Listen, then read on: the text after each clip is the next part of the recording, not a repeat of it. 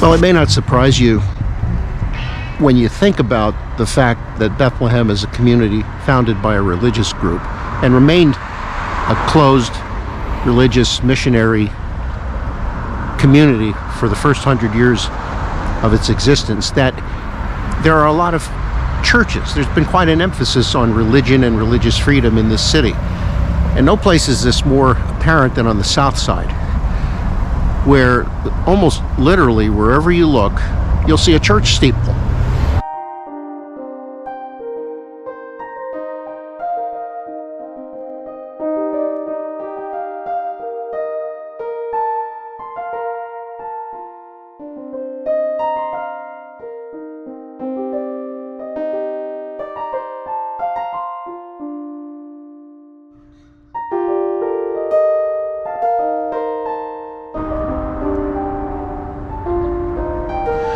And although there are scores of churches on the south side, for the purpose of this presentation, I'd like to focus on one denomination in particular. That would be the Roman Catholic Parishes of South Bethlehem. I have a friend who is not native to Bethlehem, and he asked me, what's with all the churches on the south side?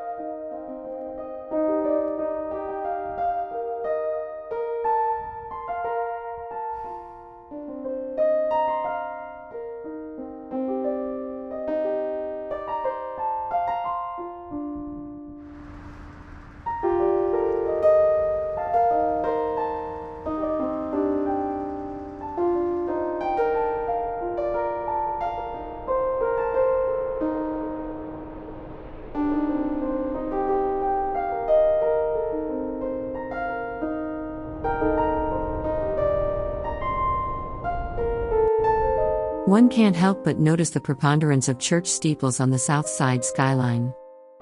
It should come as little surprise that Bethlehem has evolved as a Christian community.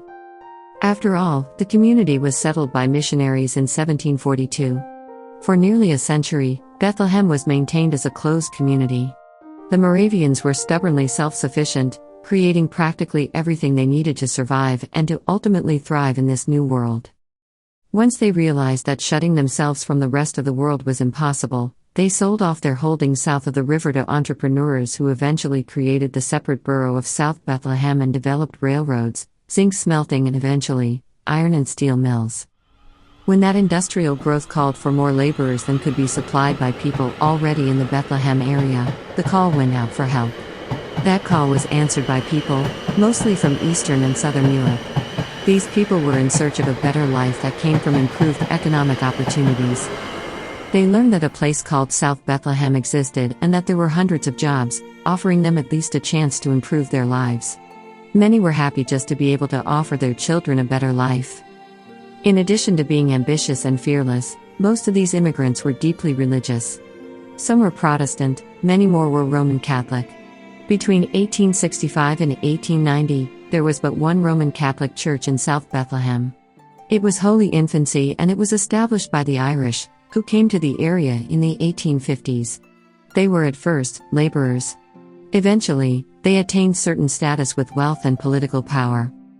When the various other immigrants started arriving in the later 19th century, they were welcomed by industries as workers but were shunned otherwise.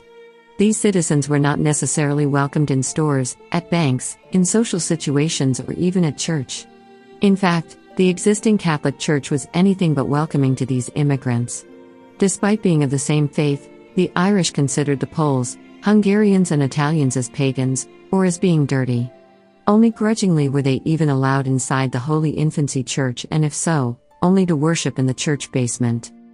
These new immigrants were proud and were determined. Each group came to realize that they were in South Bethlehem to stay and that they would need to build their own house of worship where they felt welcomed, secure and could communicate in their own language. These first ethnic or national churches existed out of necessity. The Polish, Hungarians, Slavs, Germans and Italians had something else in common. That being that they were quick to assimilate to American culture. Within a generation and a half, the children of these immigrants were fluent in English, availing themselves of attaining higher education, and were able and willing to move away from the south side of the city. Eventually, between assimilation and movement, the ethnic parishes began to experience a drop in attendance at masses and in enrollment in their schools. This began in the 1970s and accelerated to the point that within 30 years, churches on the south side were experiencing debt. Aging congregants and dwindling attendance slowly put the churches out of business. In the early 2000s, the Allentown diocese was faced with several realities. With fewer priests to go around and with fewer parishioners, hard decisions had to be made. By 2010, a plan was announced that several Southside congregations had to become merged and some churches were closed and eventually were sold.